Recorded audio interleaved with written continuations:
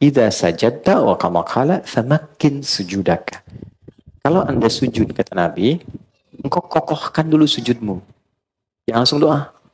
Tempelin yang enak. Ya, sampai nempel betul. Kening tempelin. Makanya teman-teman, tempat sujudnya kalau bisa jangan terlalu empuk. Ya. Supaya nempelnya enak. Gitu. Ya, karena itu di atas bantal nggak boleh sujud. Terlalu empuk. Sejadah coba cek kalau terlalu empuk tuh yang membuat nggak nempel, nggak ngerasa nempel tuh, ya itu kurang dianjurkan. Ya, jadi kalau pas nempel tuh terasa betul sehingga ada nempel. Nanti saat darah mengalir ke otak tuh kalau kita sedikit MRI itu ada kayak titik God spot di sini. Sampai merasa tenang di situ, nyatu. Nah biasanya kalau energinya sudah ke situ, ada rasa nyaman, ada tenang, ada ketundukan. Awalnya kalau belum benar pusing dulu tuh, itu awalnya. Nah, nanti nempel semua. Ini nempel, ini nempel. Kalau sudah nempel betul ada sensasi yang berbeda pada diri kita. Jelas? Oke. Jadi itu dulu yang pertama saya tekankan. Tempelkan dulu dengan baik. Rambut panjang tidak harus diikat. Laki-laki ya, bukan perempuan. Biarkan dia terurai. Dengan catatan, tidak menutupi keningnya. Oke. Kalau 1-2 menutup, masih kena kening, masih nempel, itu sah. Walaupun makruh tanzih istilahnya, kalau bisa dihindari karena nggak disukai, tapi tetap sah.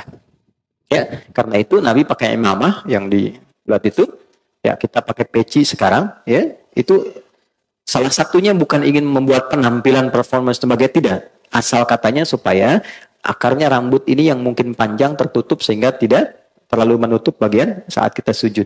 Ya, tapi kalau dia tak pakai peci, justru kebalik. Jangan diikat, biarkan aja. Karena pada dasarnya nggak ada orang rambut ke depan begini kan. Pasti ke samping kan. Ya, kalaupun sujud dia terurai. Nah, ada riwayat mengatakan ketika dia sujud dan terurai pun itu sebetulnya rambut ikut sujud. Gitu. Tapi dia nggak menutup kening. Kalau menutup semua, maka tidak sah. Jelas ya? Kalau masih masuk sebagian, nempel dia, walaupun terhalang 1-2, itu tetap sah dia sujudnya, walaupun sifatnya makruh. Sebaliknya perempuan, tidak boleh ada satu rambut pun. Ya. Apa masalahnya? Bukan karena menghalangi, tapi aurat bagi perempuan.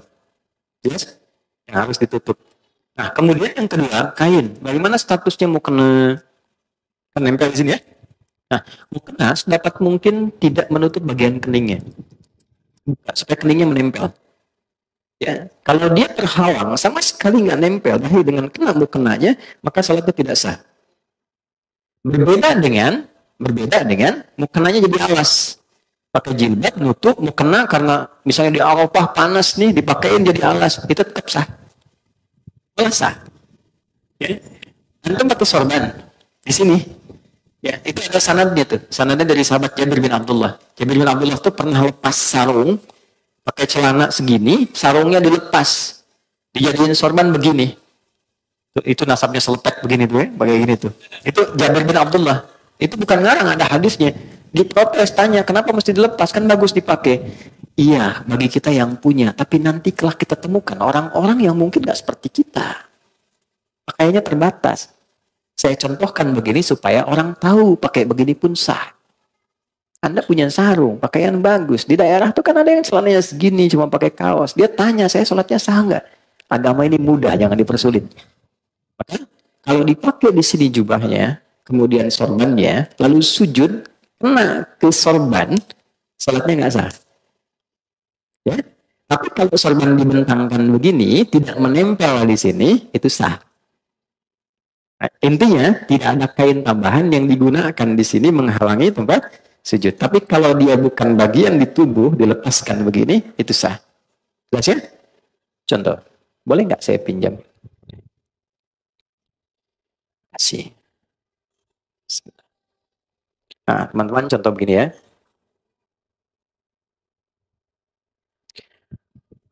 Kemudian mau sujud. Begitu mau sujud, ini terurai ke depan. Kamera melihat ya, supaya bisa nyampe. Ini. Nah, ini kena begini. Nah, ini tidak sah salatnya. Tidak sah. Oke? Ya. Karena ini sesuatu yang ada dalam tubuh, nempel begini, ikut terbawa. Tapi kalau begini, saya wukuf di Arafah, panas gini, dekat batu, saya gini kan supaya nggak terlalu panas. Sah. Jelas? Sekali lahir. Jelas begini? Baik. Sudah sempurna sujudnya? Belum, karena belum berdoa. Baru sujud. Sekarang doanya biasanya apa? Yang kita baca? Nah, kita punya 2 menit lagi. Doanya bisa Subhana Rabbiyal A'la. Boleh tambah Subhana Rabbiyal A'la wa bihamdi. Ada lagi satu lagi. Subhanakallahumma Rabbana bihamdika Allahumma gfirli. Sudah. Baik. Ini tidak banyak orang tahu. Itu doa pembuka. Bukan doa yang sesungguhnya. Itu doa pembuka. Kita sedang berusaha mendekatkan diri kita sama Allah. Subhana rabbiyal a'la wa bihamdi. Ya Allah, Engkau yang maha tinggi. Saking agungnya, aku tundukkan bagian terhormatku hanya untukmu. Kan kehormatan manusia itu di kepalanya. Begitu dia bisa jatuhkan ke bawah, itu sedang merendahkan dirinya. Itu di Romawi kan, dia sujud tuh. Kan? Persia, dia ruku. Karena merendahkan dirinya. Kita jatuhkan kehormatan kita di hadapan Allah untuk mengagungkan Allah. Dan aku lakukan ini sebagai pujian kepadamu. Maka berlakulah hukum. Perhatikan hukum ya. Tatkala Anda merendah, Allah angkat Anda. Tapi ketika Anda meninggi, Allah rendahkan Anda. Dalam semua aspek kehidupan. Anda boleh hebat jadi suami, tapi kalau Anda terlampau tinggi, Allah jatuhkan. Anda boleh hebat sebagai pengusaha, Anda sombong tinggi, Allah pasti rendahkan. Tapi ketika kita rendahkan diri kita, Allah pasti angkat. Itulah sebabnya kenapa orang sujud diangkat, diberikan 7 bacaan doa, permintaan yang dikabulkan. Yang Rabbi gfirli warhamni wajibulli dan sebagainya itu. Maka kita rendahkan itu untuk merendah pada Allah. Ya, sebentar. Sambil kita katakan, di ujung Allah maghfirli, ya Allah ampuni aku. Yang kadang dalam hidup selalu merasa tinggi, merasa hebat, merasa paling berwenang. Aku jatuhkan diriku kepadamu. Begitu kita ucapkan, Subhana rabbiyal a'la wa bihamdi, atau Subhanakallahumma bihamdika Allahumma gfirli, jatuh, maka muncullah kemudian apa yang kamu mintakan. Maka Nabi katakan, fa'akthir doa, perbanyak doa. Kalau permintaannya seperti Nabi ajarkan, boleh dilafadzkan.